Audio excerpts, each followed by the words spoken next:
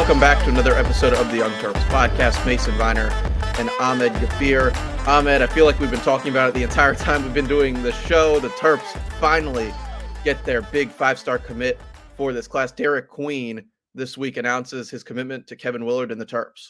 Yeah, obviously a huge week for Kevin Willard. I think this is someone that we all Maryland fans kind of looked at as someone that Maryland needed to get, that Willard needed to get, obviously, with him upon his hire, making the DMV a focus. And, Derek Queen, obviously a pursuit from Maryland since the start of his high school career. But for Kevin Willard and co., first started by Tony Skinn and led by David Cox, Maryland never wavered and were able to outlast Derek Queen, prolonged his recruitment past the early signing period. We're able to go head to head with Indiana, and undoubtedly the biggest win for Kevin Willard. And I think I'm willing to say it's the biggest commitment since Melo Trimble came to Maryland. Yeah, certainly is. Top 15 player consensus across the board. Five-star by most major outlets. On three has him as a four-star just because generally they rank less five-star players. What are the Terps getting with the 6'9" center? Yeah, obviously you're getting a really fluid, really I wouldn't say athletic, but just someone he's very light on his feet and his footwork. Everyone credits his hands. The ball's in his vicinity and he gets fingers on it. It's his ball. And he's just very fluid around the rim. When he was at St. Francis and earlier in his career, I remember a couple times, two games I watched him with Julian Reese, and early on in his career when he was an underclassman, he was able to showcase just really that smooth touch and was able to have a mid range and three point shot as well, that made him look like an inside out threat. And really over the last 2 years, he's kind of shied away from the perimeter shooting, the mid range, which is something that he probably needs to add back, especially when you look at how he and Julian Reese could potentially pair at the 4 and 5. For Derek Queen to be able to implement a consistent jump shot, mid range, outside shot. I think will really help with floor spacing. But again, I think obviously this just gives Maryland better offense. I think, especially when you look at what the struggle has been for Maryland this year. Derek Quinn, I think, provides that spark offensively. It's going to be interesting. I think, conditioning was something that he's really worked on over the last year and a half. So I think that's going to obviously be a continued focus for him once he gets to the college level. But again, I think it's his IQ, and it's something that you also notice when he is playing, again, for a 6'9", 6'10" center, very impressive ball skills, but it's just open floor passing, whether it's in transition in the half court, that really catches your eye, and very unique for a big man. So I think all those things, if Maryland is able to kind of take that step forward with their shooting, I think those are all kind of things that Derek Queen kind of fits really well, and he's kind of able to complement if Maryland can find that outside shooting. Ahmed, you mentioned the conditioning. Obviously, we're on the tail end of the COVID year players coming into it. Where do you think Queen kind of lines up, maybe going against a fifth-year player in College Park next year? Yeah, I mean, again, I think probably, again, 4 or 5. I think again, if he can kind of add that shooting to his game, I think he'd be an intriguing matchup on the offensive end at the 5. But again, I think just kind of he has the athleticism, but again, it's not his strong suit. So again, if you're asking him to be, the primary rim protector, I'd probably still look to Julian Reese to kind of be able to do that. But again, I think just if he's able to again just add that perimeter shooting, then I think he'll be able to add some of that versatility and um, last 2 years, he's kind of at times, with Geronimo, whether with Maddie, making sure that, we're playing him at the 4 right now when he's going to master the 4 before he starts to pick up on the 5. So I think, just kind of going in, I think it'll be probably a little bit more natural for DQ to probably fit at the 4 there. But again, I think he has that versatility where he's able to slide to the 5, especially in, potentially small ball lineup, and kind of maintain that athleticism and potentially, not hurt Maryland defensively there.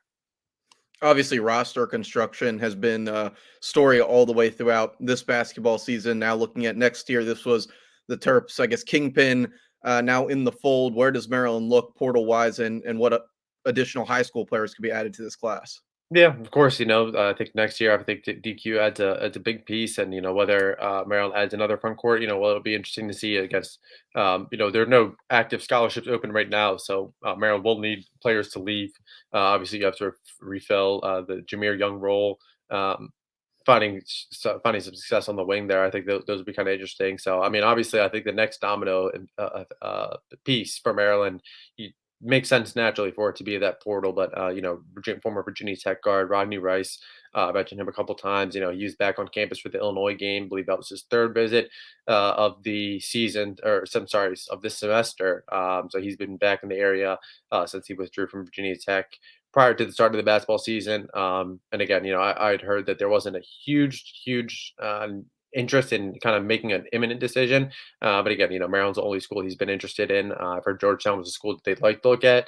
But again, I think just kind of, again, with Derik Queen going to College Park, Queen and Rodney Rice have a relationship. But obviously, one, Maryland's need for another guard, potentially another ball handler, and that's what Rice can provide. But I think he's kind of that main piece where you kind of look at and say, just kind of timing of it will kind of be up in the air. But you kind of expect Maryland to look at him and him potentially being that next commit in the fold.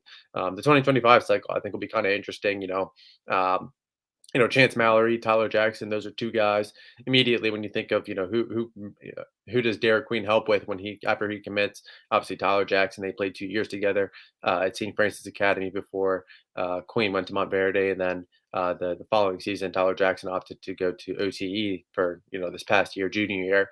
And then again, Chance Mallory, he's probably the top point guard target right now.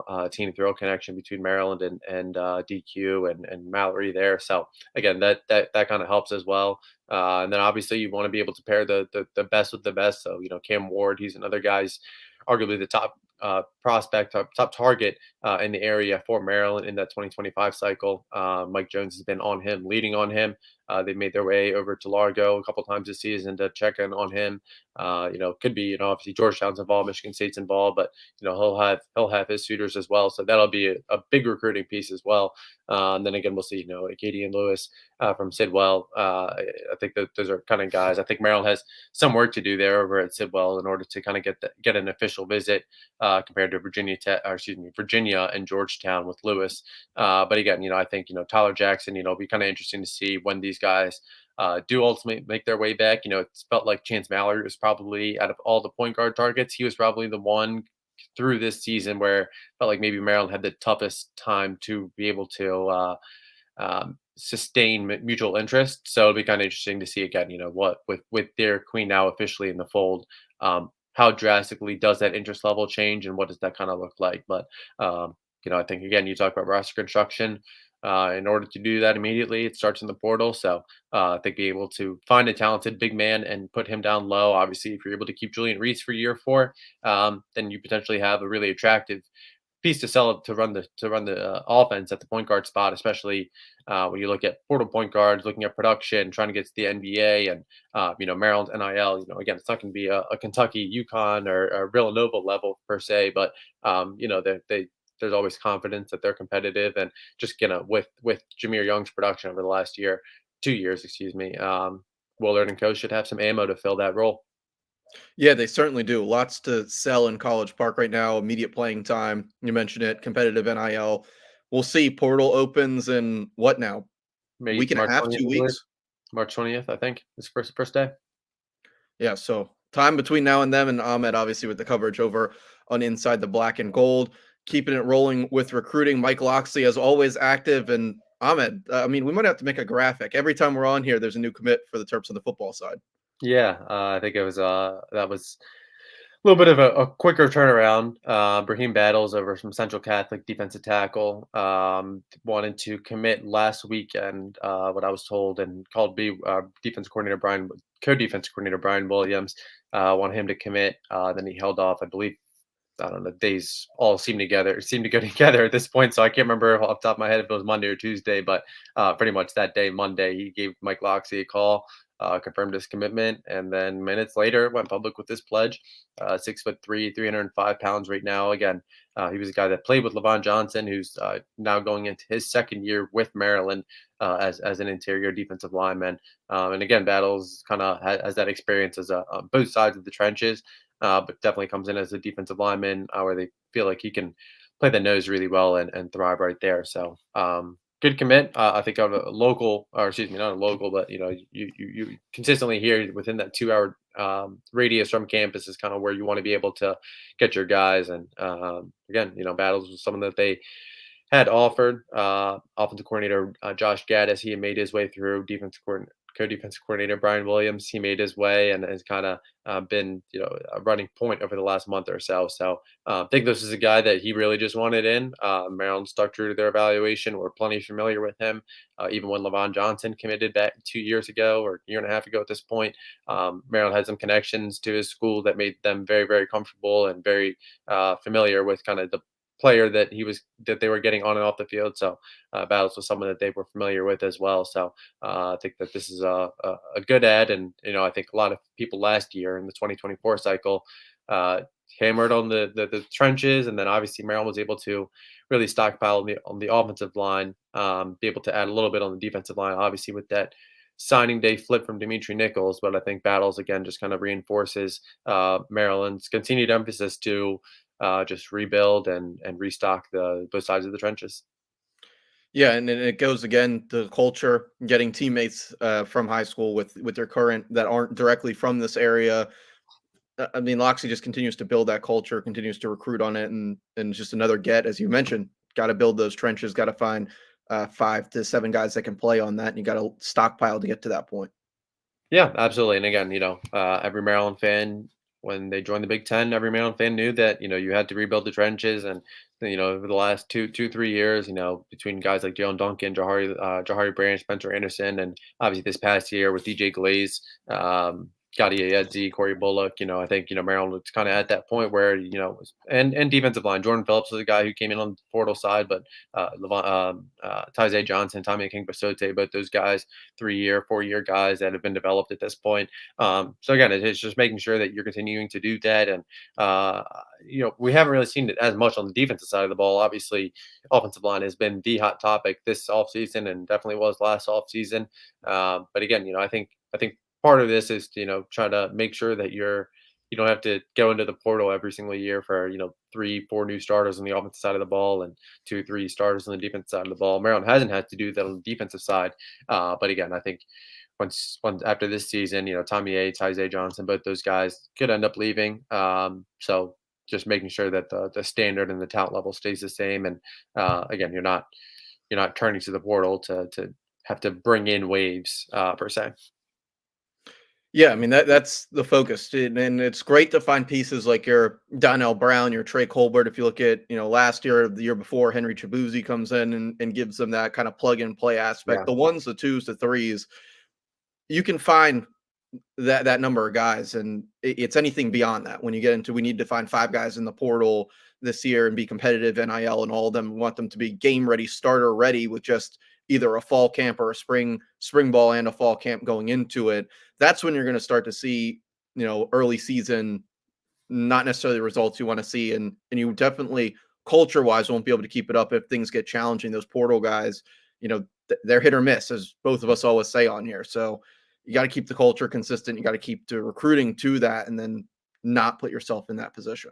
Yeah, again, I think that, this is Maryland does a pretty good job, I think, with their evaluations and just being able to kind of uncover that talent. So again, think it's exactly, you hit the nail right on the head there. So we'll see what the portal still brings, post spring ball, whatnot. I think we're about 3 weeks away now. So but again, I think this is a good piece, and that's Maryland's third commitment in the cycle. So again, I think this is shaping up to be a decent class so far, and we'll start to see a lot more local guys make their way to campus, in March and when spring ball picks up, things like that. And Jet White, who was the first to technically commit in the 2025 class, he hasn't been on campus since the fall of 2022, but I mentioned this over for Inside the Black and Gold subscribers, but he should be back on campus looking like for the spring game. So again, just kind of being able to get this foundation in and kind of continue to build on it with the local talent. I think will be give Mike Loxley and co a chance to build what I think should be their most complete class from top to bottom. And Ahmed has that coverage for you over on Inside the Black and Gold. Make sure to subscribe over there, and always subscribe to us here on the pod, where we cover football recruiting. Let's get back to what's going on right now with things. Maryland gets to 15-13 on the season with a win today in Piscataway. They get their revenge from a loss a couple weeks back, 63-46. Ahmed, strange to be for it to be February 25th, 17-point road basketball win in conference. It's the last thing we're getting to on the pod, but that's where the Terps are right now. Yeah, I mean, unfortunately, it's just little too late. Feels like after every game, it's and I get the hope, but just the lack of postseason aspiration at this point. Again, I think I saw a graphic yesterday. If the NCAA tournament was expanded to 96 teams, Maryland would be among the last four teams in. So a little bit tough, but again, this Maryland team hasn't given up and hasn't even really shown signs outside of that week of the where they lost to Rutgers at home. There was one of two losses that week. That was really the only time where I felt like maybe it was just me personally, but I felt like you start to kind of question whether the lost season was starting to translate into how they were playing day in, day out. But again, the first matchup was a little bit offensively challenged, and I think Maryland was able to kind of capitalize while still maintaining that standard defensively, holding Rutgers to, I believe it was over 8 minutes. 8 minute stretch from the first half to the second half were without a point. Held Rutgers to 18 points, fewest points allowed, I believe, since 2015 or so. Again, the defensive effort was really the catalyst in Maryland's comeback or dominant win on the road today. But again, like you said, moved to 15-13 overall, 7-10 in conference play. It's tough, but you just wonder at this point. I think if fans are keeping an eye on, what type of team shows up and if they continue to fight, because at this point, the Big Ten tournament's really that last hope. So you just kind of hope that Maryland is able to really hit its stride, and then that way you go on a run in the tournament. So we'll see, but I think Sunday afternoon's win was just kind of testament to this team really not giving up just yet. Yeah, a couple things that I really liked that I saw. Obviously, Julian Reese, Clifford Amorie, one of the best big men in the conference. Amorie only plays 17 minutes in the game. Juju, obviously, with one of his better performances, my opinion, of the season, 8 of 11 from the floor, gets 20 points on the day. The other thing is Deshaun Harris-Smith seemingly is taking steps forward, ball handling wise. Only one or two bad turnovers I saw where he gets trapped in the middle of the court. Really strong drives with the right hand. Just a lot more rhythm on the court today from the Terps starting five that looked kind of comfortable again without the lineup changing too much. Dante Scott, obviously, with that freak accident before the Illinois game, that took him out of the starting lineup. Jordan Geronimo's been battling injury. So the Terps overall, much smoother performance. They don't necessarily shoot the ball much better than they usually do. Really fell off in the second half, 21 for 51 in the game, 6 for 19 again from three. That's just not going to get better at this point. But Ahmed, as you said, the effort's consistently there. The defensive intensity is consistently there. And here you are kind of sitting there after that game again. Like, where was that sort of performance on Maryland's home court a couple weeks back? They brought the defensive intensity. If they just found some of those shots, like Dante Scott's 3 threes in the game, it's really a game of inches for this team at this point. You saw it earlier in the week with the 4-point loss against Wisconsin team that while they're sliding still near the top of the league, just leaves me with scratching my head at the end of every one of these games. When they win, it's a much stronger performance, and then when they lose, it just seems to be a game of inches. Yeah, and again, I think you kind of wonder. I mean, and Willard kind of set himself up just kind of the way he was talking about Kaiser and Deshaun Harris Smith going into the season. So, I think at that point will be interesting to see what those kind of comments are next year on Derik Queen going into the season. But again, I think when you talk about Deshaun Harris Smith just kind of coming into his own, Willard pointed to it earlier in the season. Just those guys having to go against the fifth and sixth year guys in the hole. And I think Deshaun Harris Smith, you're starting to see him play a little bit more confident. But for me, Jordan Geronimo posting his first double double today as a Terp, pulled in 6 offensive rebound. Let me double check that. Sorry. So yeah, it was 6 offensive rebounds. Only almost totaled the same number of offensive rebounds as Rutgers on the day period. But Geronimo did a really good job helping Maryland just secure, win the battle on the glass, and give Maryland those second chance opportunities, which I thought played a huge role. And obviously, Willard turned to Matty Traore and Jahari Long at times to kind of switch up the starting five there. But Noah Bachelor, I know he's gotten some time as well. Jamie Kaiser's made his way into the starting lineup, so I think just kind of with the more traditional starting five leading the way against Rutgers, I thought Geronimo, who we've really seen hot and cold stretches where games where he does well, and then the next 2 3 games where he's non-existent. So I thought this performance from him today was impressive. And then Juju is Juju, but another thing that's also stuck out, Jameer Young just really finishing 12 points, 2 for 9. Didn't really he didn't need to be Superman, as Chris Nagy said in the post game show with Kevin Willard, but still finished away with 9 assists, was able to be a distributor. But for me, it felt like maybe just between Geronimo, what his impact was, and Jameer not having to do everything. I thought those were probably the two biggest takeaways, and gives you kind of confidence for what Maryland can do. Whether that translates into a big run, we'll see. But I think it's kind of showing that Maryland, at least what they're doing now, with how they're playing now, is a lot better than 2 3 weeks ago, better than 6 7 weeks ago. So Kevin Hillard can hang his hat on that. Yeah, the Geronimo we saw today very similar to the one that you saw kind of in that stretch around the game at Northwestern, the game at Michigan State. He seems to play somewhat at this point better on the road, where he's able to kind of scrap down low against other really competitive teams that like to crash the glass more than teams that like to get up and down the court. If this It's another one of those things. Like if this Jordan Geronimo was the consistent one, the team would have probably found a way to win one or two more games. Another just thing that I didn't notice till looking at the box score while we were talking there is Maryland only totals 5 field goal attempts from their entire bench in the game. The bench definitely shortened today. Jahari Long under 10 minutes. He only attempts one shot. Jamie Kaiser actually attempts 4 of those shots. He goes 1 for 4 on the game, but no Matty Traore, who was in the starting lineup, 2 weeks ago. Caleb Swanton Rogers getting those minutes again, just kind of again struggling at times. Really quick fouls coming against him, but eats up some of those minutes when Juju was in foul trouble there in the first half. Overall, almost seems like a bit of a different approach for Maryland, but nothing from the bench, and they find a way to get it done on the road. Yeah, I was actually texting with a subscriber, texted me during the game, and we were just kind of talking back and forth. And I thought Traore, he's looked good in this limited minutes, and I feel like I wouldn't say it's confidence that's kind of driving it, but he does look very confident out there. So I was a little bit surprised that we hadn't seen him today. But there are definitely a lot of times where CSR, when he's out there, and again, he's in that backup role where he's coming in, and whether it's Juju in trouble, Juju needs a break, he comes in those spurts. And there's been a couple games this season where he only plays 4 or 5 minutes, but those 4 or 5 minutes look really quality. And again, he didn't do a ton today. Obviously, like you said, he only played 5 minutes, but coming down with a pair of rebounds, I thought he looked good. But again, was kind of interested. Surprising that we didn't see more of Jahari Long, but again, I think no Maddie was kind of maybe the biggest surprise from Sunday. Yeah, definitely. I just think, with his role, and again, Yeah, you talked about roster retention becoming kind of a topic with the scholarship situation. A guy like Traore, who's shown something here in the last, 5 6 games, has struggled with health throughout the season. A guy that another one that Willard pointed out preseason, is a guy that can contribute to this team.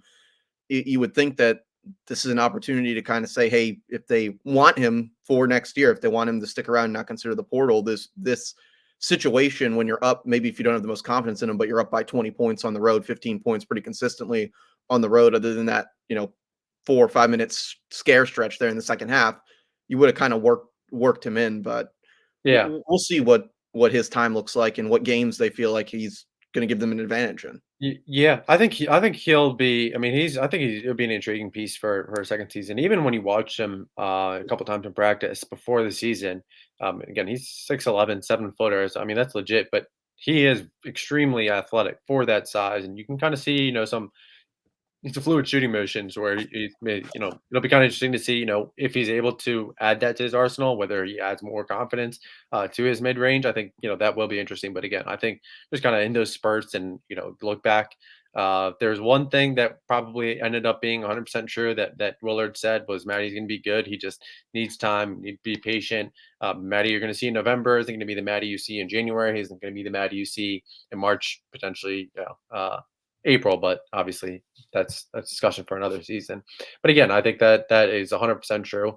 And again, we weren't really sure what type of player Maddie was at the beginning of the season, but I think he's a guy where him or CSR, it'll be kind of interesting to see how that kind of develops. But I think he's kind of capable of being a reserve guy off the bench and provide some depth at the center spot there. So again, I like what I've seen. Just a little bit surprising. So we'll see what the matchups, Northwestern up first, but we'll see what the matchups kind of warrant, whether he does make his way into the game for the final three regular season games. Yeah, Ahmed, you mentioned it. 3 regular season games. The Terps take on Northwestern next at home at Xfinity on Wednesday night. Then they'll host Indiana for Senior Day Sunday, and then they'll wrap it up a week from that on March 10th with a road bout with Penn State, a team that's hot right now in the conference. The I guess the pro of today's win, Terps get out of that bottom four in the league for now Yeah. at that 7-10 mark. Obviously, if they win those three, they'll split Big Ten play and end up 10-10. Where do you kind of see Maryland finishing out over these last three? Now, over the last 3 year, I think they'll be able to. I think Northwestern will be kind of intriguing game. I kind of expect Maryland to get the win against Indiana. It'll be kind of interesting. I think obviously with Derik Queen done now, would have been kind of fun if he just held it for another week or two and just played it off that. But I don't think there's a Maryland fan that is unhappy that Derik Queen has already pulled the trigger.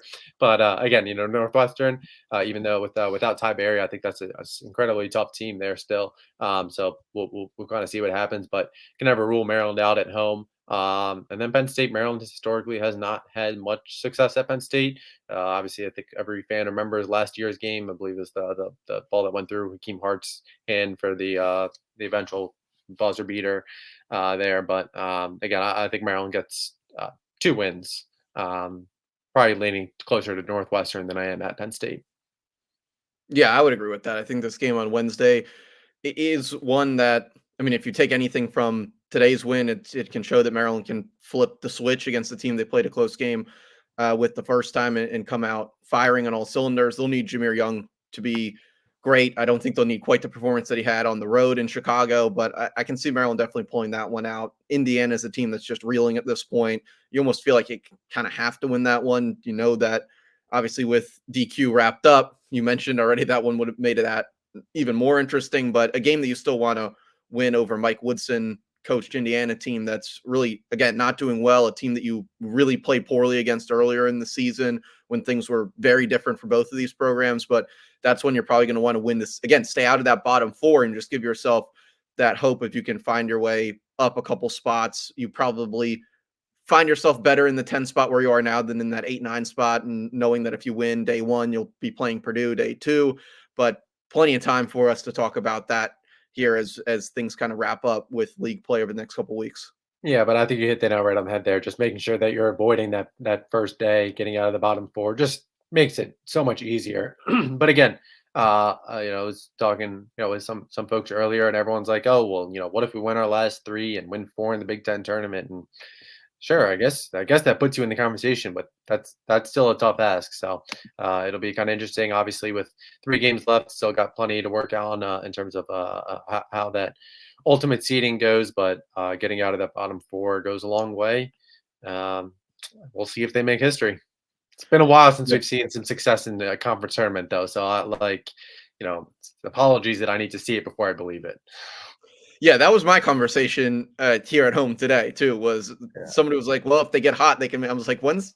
Yeah, I was whenever like we watch 5 years Maryland get old the hot. last time we got past day one. The most, I mean, I've seen more heartbreak than anything in conference tournaments going back to, guess it was Maryland that posted another one of those like throwback Thursdays that they've been doing a good job with on social this year to like that Maryland Clemson game from 2010. And I was thinking about that season, and that was a one and out for Maryland. They lost to the Derek Favors Georgia Tech team. And Yeah. I guess what would be the second round of the tournament that they play now. Then it was smaller. It's almost impossible to compare those tournaments now because you're not playing 2-day breaks for the number one for the top four seeds. Yeah, yeah, and again, I think Maryland, every Maryland fan remembers a couple years ago when Maryland had all those high hopes and had the Big Ten tournament right in their backyard and didn't even make it first night, and let Northwestern pull. I believe it was Northwestern pull out the win, Yeah.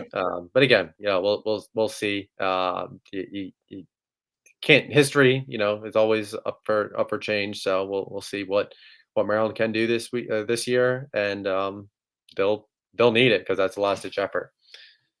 Yep. Ahmed, anything else to add on the pod?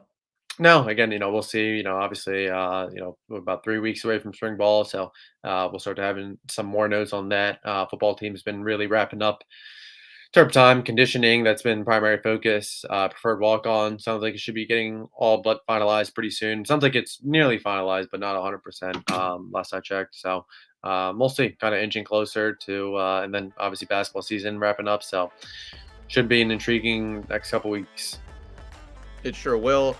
All that news and more over on InsideTheBlackAndGold.net. Make sure to subscribe to all of Ahmed's Terps coverage. Subscribe to this podcast where you get it. Give it a thumbs up, a like where you can. Drop us a review as well there. For Ahmed Gafir, I'm Mason Viner. Thanks for watching. Thanks for listening.